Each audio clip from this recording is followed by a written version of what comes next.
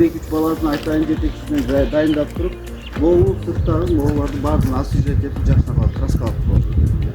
Мына сыртынан караганда жакшынакай болот.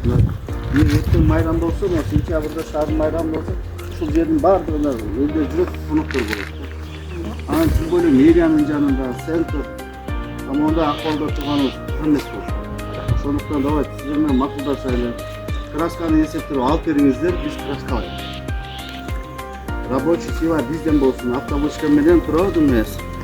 Автобусканы бересиз, 2-3 баланы бересиз, плюс завтра да алабыз да жакшынакай краскалайбыз.